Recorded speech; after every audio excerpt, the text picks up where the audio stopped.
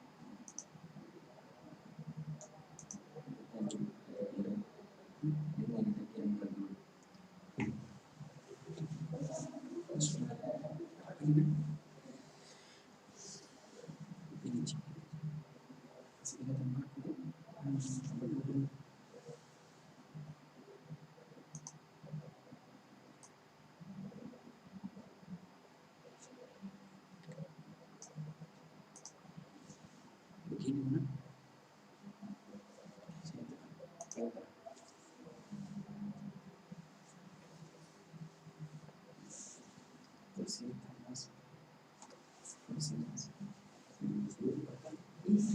Berdiri dulu.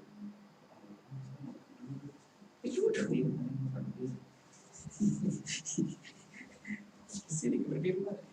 Di belakang gimana dong? Sini. Dekat.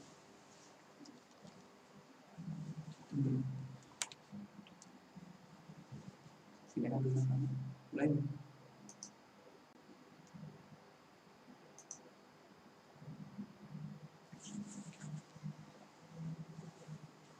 Baik. Bismillahirrahmanirrahim. Assalamualaikum warahmatullahi wabarakatuh. Alhamdulillah, ananda sekalian, pada kesempatan hari ini semoga kita tetap sehat, tetap semangat, dan kemudian bisa tetap menjaga kesehatan kita dengan tetap menerapkan protokol kesehatan selama pandemi COVID-19. Ananda sekalian, pada kesempatan hari ini tentunya ini merupakan semester awal di semester genap kita di pembelajaran matematika di SMP Unismu Makassar. Anda sekalian tentunya siapkan buku paketnya terlebih dahulu, kemudian lembar kerja peserta didik yang telah diberikan oleh sekolah, kemudian Anda sekalian jangan lupa untuk mengisi absensi di kolom komentar dengan format kelas, kemudian spasi atau underscore nama peserta didik. Baik Anda sekalian, pada kesempatan hari ini ya, materi pokok kita ya, jadi ini karena semester awal sehingga kita harus menyampaikan materi pokok dari pembelajaran kita pada hari ini. Jadi untuk kesempatan hari ini materi pokok kita adalah transformasi, di mana ada refleksi, ada translasi, ada rotasi, dan ada dilatasi. Jadi 4 poin ini akan kita pelajari selama materi pokok transformasi. Nah, kemudian Anda sekalian, untuk materi pokok ini kita memiliki kompetensi dasar. Yang pertama adalah menjelaskan transformasi geometri, baik terkait refleksi atau pencerminan, translasi atau pergeseran, rotasi atau perputaran, dilatasi adalah perubahan ukuran dengan menggunakan masalah kontekstual. Kemudian yang kedua adalah menyelesaikan masalah kontekstual berkaitan dengan transformasi geometri, refleksi, translasi, rotasi, dan dilatasi. Nah, kemudian Anda sekalian, untuk materi pekan pertama kita, jadi dari 4 materi tadi, untuk pertemuan hari ini kita akan membahas terkait dengan refleksi atau pencerminan.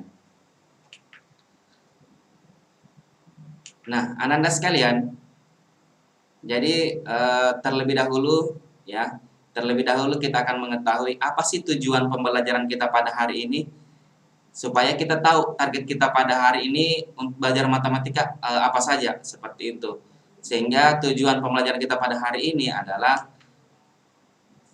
pertama adalah setelah kita mempelajari materi ini, kita mengetahui ya definisi dari refleksi suatu benda. Kemudian peserta ini dapat melukis bayangan benda hasil refleksi pada cermin.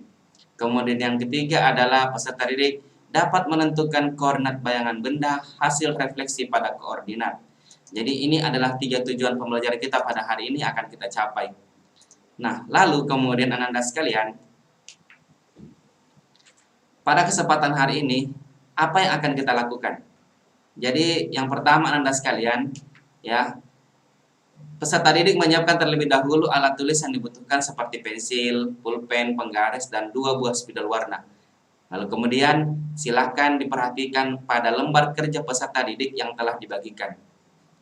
Nah, kemudian yang kedua adalah kita akan mendefinisikan pengertian dari refleksi atau pencerminan dari suatu benda.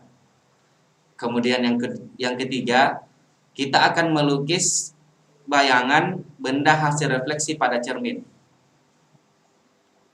Kemudian yang keempat adalah kita akan menentukan koordinat bayangan benda yang direfleksikan pada koordinat kartesius. Jadi 4 hal yang akan kita lakukan pada kesempatan hari ini. Salah satunya adalah Ananda sekalian siapkan dulu alat tulisnya supaya pada saat kita melukis bayangan itu kita bisa melakukannya dengan baik. Nah, Ananda sekalian, selanjutnya, nah, coba kita perhatikan tulisan kata ambulans yang ada di bagian depan mobil. Nah, di situ tertulis mengapa harus ditulis terbalik. Nah, ini menjadi pertanyaan besar karena mungkin kita sering melihat mobil ambulans lalu kemudian dia ditulis dalam keadaan terbalik, ya, seperti gambar yang ditampilkan. Ya, jadi Ananda sekalian, ini akan kita jawab setelah kita membahas terkait dengan definisi dari pencerminan, ya. Jadi ini adalah salah satu contoh dari sifat pencerminan yang akan kita bahas pada kesempatan hari ini. Nah, lalu kemudian Ananda sekalian, coba diperhatikan kedua gambar ini. Nah, kedua gambar ini adalah contoh dalam kehidupan terkait dengan sifat pencerminan atau refleksi. Nah, bagaimana bentuknya, kemudian bagaimana ukurannya, dan bagaimana posisi benda yang dicerminkan. Ini akan kita jawab dan akan kita cari tahu selama pembelajaran ini. Nah, kemudian Ananda sekalian, ya, kita masuk dari pengertian pencerminan. Nah, kita masuk di tujuan pertama kita. Jadi kita akan mengetahui atau kita akan mendefinisikan pengertian dari pencerminan. Nah, Ananda sekalian, kalau kita buka buku paketnya pada bab 4 terkait dengan transformasi, di situ kita akan temukan bahwa definisi atau pengertian dari pencerminan atau refleksi merupakan suatu transformasi geometri, ya, berupa pemindahan posisi. Jadi berupa pemindahan posisi suatu objek ke posisi bayangan hasil pencerminan, ya, dengan sifat seperti pada cermin datar. Jadi pada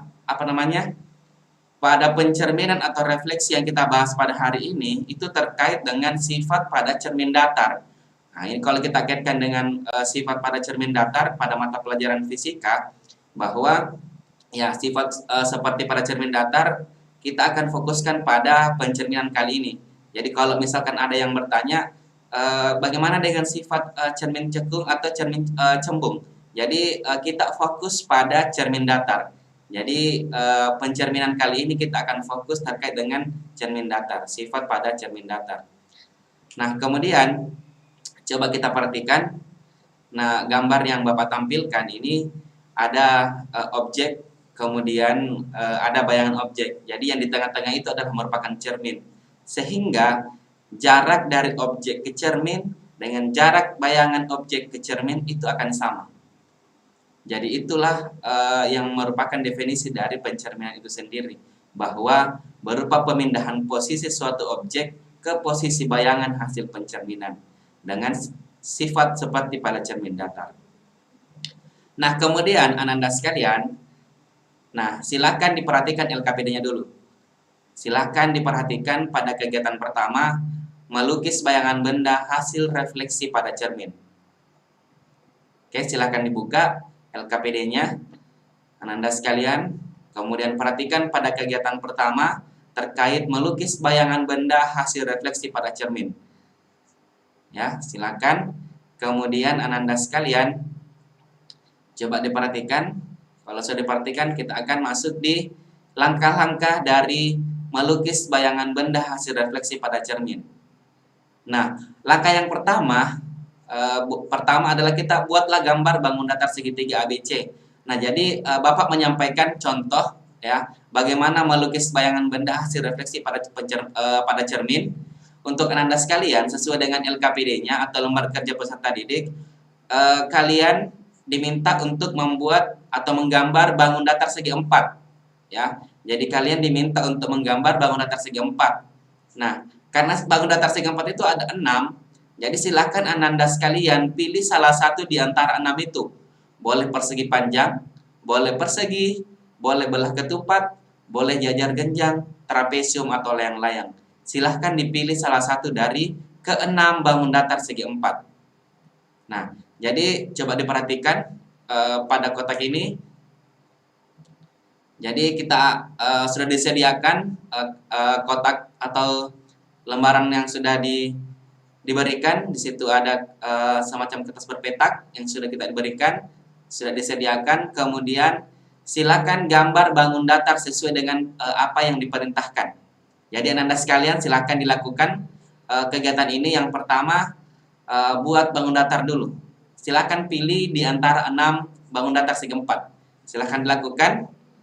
Jadi kalau Bapak pada kesempatan hari ini itu bangun datar segitiga. Ya. Jadi Bapak pada hari ini menggambar bangun datar segitiga. Ya, terkait dengan segitiga ABC. Jadi kalau Anda sekalian silakan pilih bangun datar segi 4 salah satu di antara yang Bapak telah sebutkan tadi. Atau mau persegi panjang boleh, mau persegi juga boleh, mau belah ketupat juga boleh, jajar genjang juga boleh, trapesium atau layang-layang. Silahkan dipilih salah satu di antara ke-6-nya. Nah, kemudian Ananda sekalian, langkah yang kedua, kalau kita sudah tulis silakan, kalau kita sudah gambar silakan. Kemudian langkah yang kedua adalah gambar ruas garis yang tegak lurus terhadap bangun datar yang telah kita buat. Jadi di langkah kedua pada lembar kerjanya silakan gambar ruas garis tegak lurus. Tegak lurus ya, berarti dia vertikal ya, terhadap bangun datar yang telah kita buat. Jadi pada kesempatan hari ini saya akan membuat garis tegak lurus. Nah, seperti ini yang sudah kita lihat bahwa Bapak membuat garis secara vertikal atau tegak lurus di sebelah kanan gambar yang telah dibuat. Kemudian itu merupakan sebagai garis pencerminan. Nah, kalau di LKPD-nya itu disebut garis atau cermin K. Sudah? Nah, selanjutnya kita masuk di langkah yang ketiga. Langkah yang ketiga, setelah kita menggambar objeknya, menggambar bangun datarnya, sudah kita buat garis pencerminannya. Sekarang, langkah yang ketiga adalah kita tentukan titik bayangan A aksen. A aksen itu merupakan bayangan dari titik A. Kemudian B aksen, bayangan dari titik B. C aksen merupakan bayangan dari titik C. Sehingga jarak benda dan bayangan sama terhadap cermin. Jadi dari A ke cermin, kemudian dari A aksen ke cermin, itu jaraknya sama. Coba diperhatikan pada gambar yang Bapak tayangkan di situ. Nah, seperti ini. Jadi dari A ke cermin itu ada 4 satuan, ada 4 kotak. Maka tentunya dari A aksen atau bayangan A itu ke cermin itu juga sama. Ya, memiliki jarak yang sama, yaitu 4 satuan atau 4 kotak. Kemudian titik B juga sama, itu ada 6 satuan dari B ke cermin, maka B aksen juga itu juga 6 satuan. Kemudian titik C ada 2 satuan dari cermin, kemudian C aksen pula juga ada 2 satuan. Jadi pada langkah ketiga ini jarak benda dan bayangan itu sama terhadap cermin. Jadi segitiga ABC ke cermin dengan segitiga A aksen, B aksen, C aksen itu akan sama. Sudah dilakukan? Nah, selanjutnya kita ke langkah yang keempat. Jadi langkah yang keempat, kita akan hubungkan ketiga titik bayangan tadi. Jadi titik A aksen, B aksen, dan C aksen kita akan hubungkan sehingga akan tampil seperti ini. Ya, jadi inilah hasil pencerminan dari segitiga ABC yang Bapak gambar tadi. Nah, kalau kalian silakan bangun datar segi 4. Jadi tentu gambarnya sesuai dengan objek yang kalian gambar sebagai objek asal atau sebagai bendanya. Nah, kemudian anak-anak sekalian, sebelum kita lanjut ke kegiatan kedua, jadi coba diperhatikan kembali, ya, coba diperhatikan kembali terkait dengan bayangan benda hasil refleksi pada cermin ini. Kalau kita lihat segitiga ABC dengan segitiga A aksen, B aksen, C aksen, ada tidak perubahan ukuran? Ada tidak perubahan posisi atau letaknya? Bagaimana bentuk bendanya? Itu silakan diperhatikan, lalu kemudian silakan dijawab pada bagian refleksi. Ya, terkait ukuran, kemudian posisi, dan kemudian bendanya tersebut bagaimana sifatnya. Seperti itu. Silakan diisi di bagian refleksi. Jadi silakan diperhatikan pada lembar kerja peserta didik. Nah, kemudian kedua, kita masuk di kegiatan yang kedua. Silakan diperhatikan LKPD-nya. Kita masuk di kegiatan kedua terkait menentukan koordinat bayangan benda yang direfleksikan atau dicerminkan pada koordinat kartesius. Di kelas 8 kita sudah bahas terkait dengan koordinat kartesius, ya. Kita sudah bahas terkait dengan koordinat kartesius. Maka langkah yang pertama adalah kita harus perhatikan bidang koordinat kartesiusnya dulu. Bagaimana koordinat kartesius itu? Seperti ini. Jadi ada sumbu X yang horizontal, ada sumbu Y yang vertikal, kemudian ada angka dari masing-masing sumbu. Sumbu X sebelah kanan itu bernilai positif, dan sumbu X di sebelah kiri itu bernilai negatif. Sumbu Y ke atas itu bernilai positif, dan sumbu Y ke bawah itu bernilai negatif. Perpotongan antara sumbu X dan sumbu Y itu disebut sebagai titik pangkal atau 0,0, titik 0. Ya, jadi perpotongan antara sumbu X dan sumbu Y itu sama disebut titik asal atau titik 0,0. Nah, kemudian langkah yang kedua adalah kita letakkan koordinat titik P. Jadi ini hanya contoh yang Bapak sampaikan. Selanjutnya silahkan kalian lakukan berdasarkan dengan titik yang telah diberikan. Titik A, B, C, D, dan E. Silahkan kalian lakukan langkah-langkah ini sesuai dengan berapa titik yang telah diberikan pada lembar kerja peserta didik. Nah, untuk sebagai contoh, kita bahas titik P dulu. Kita tentukan dulu titik P, itu 4,6. Bagaimana kita menentukan titik 4,6? Coba diperhatikan. Jadi, karena ini 4,6 itu adalah X, Y, maka nilai X itu nilainya 4, berarti kita akan menghitung dari titik 0,0 sebanyak 4 satuan. Jadi coba diperhatikan 4 satuan ke kanan. Kenapa ke kanan? Karena nilai X-nya positif. Kalau nilai X-nya negatif, maka kita ke kiri. Nah, itu yang diperhatikan. Ya. Jadi 4,6 berarti nilai X-nya itu 4. Kemudian Y-nya 6. Maka kita dari titik 4 tadi, kita akan lanjut ke atas. Kenapa ke atas? Karena 6 itu adalah nilai Y yang positif, berarti kita ke atas. Kalau misalkan diberikan nilainya negatif, maka kita ke bawah. Jadi coba diperhatikan. Sehingga di mana letak koordinat titik P? Letaknya di sini. 4,6.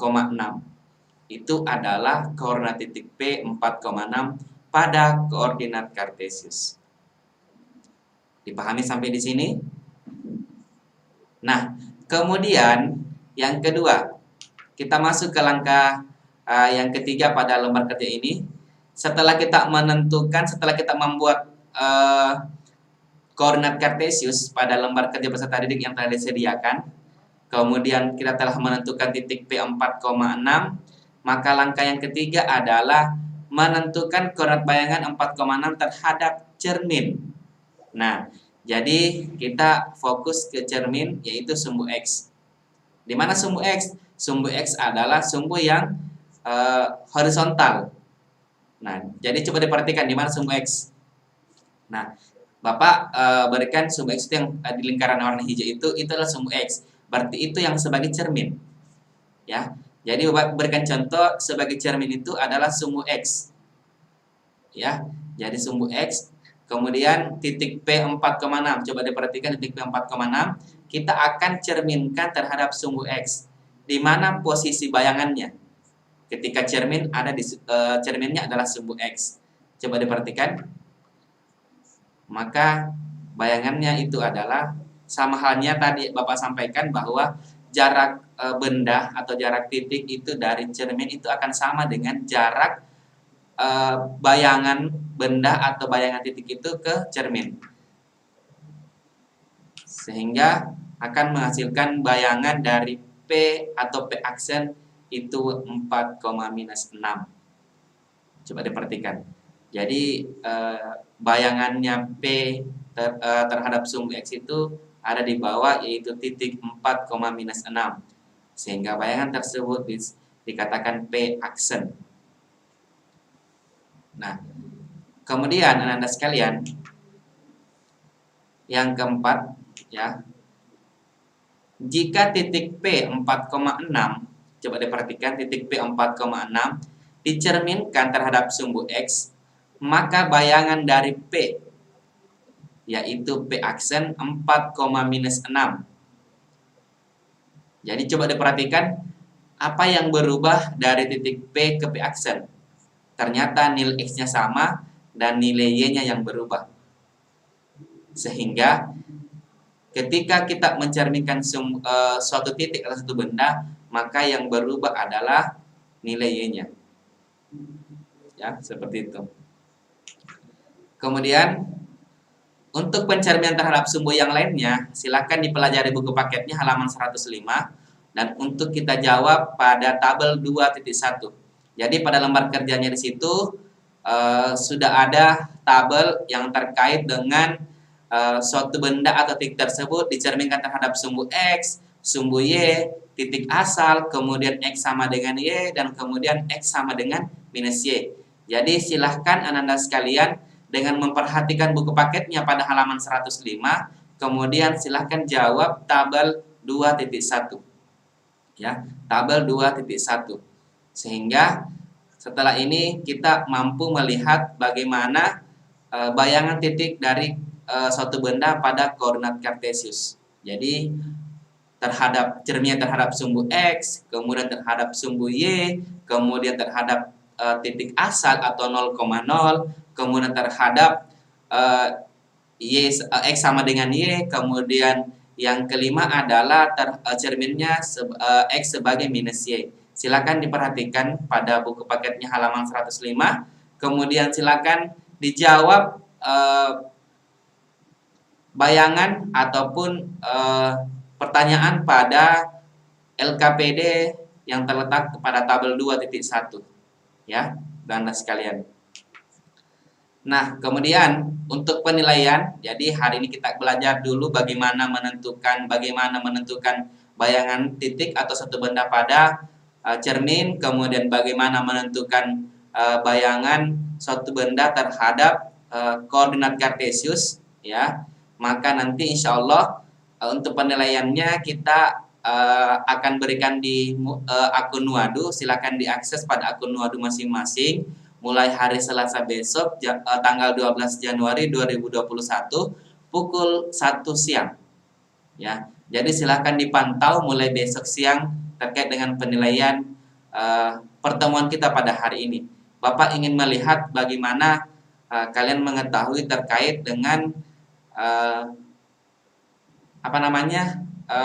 menentukan bayangan suatu benda terhadap cermin dan kemudian bagaimana menentukan bayangan benda atau titik pada bidang koordinat kartesius. Jadi mungkin seperti itu.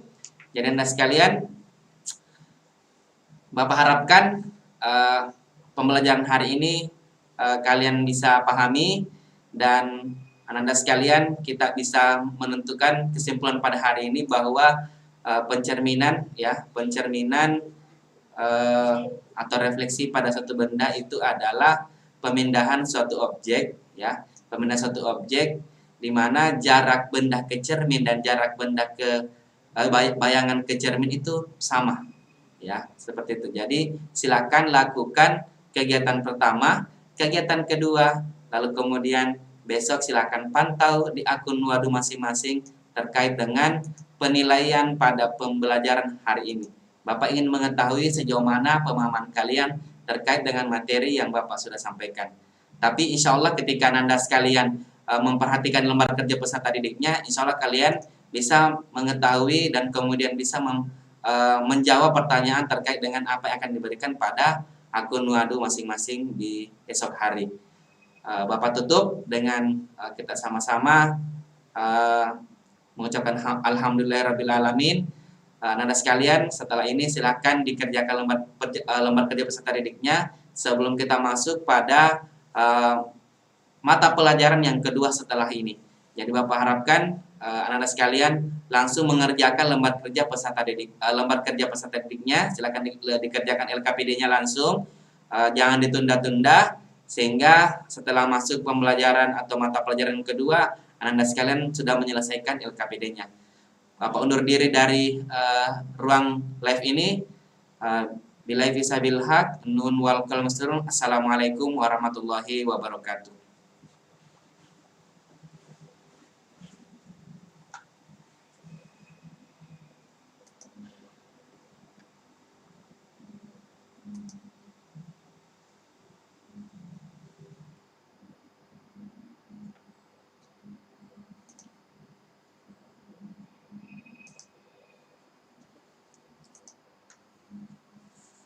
Oke.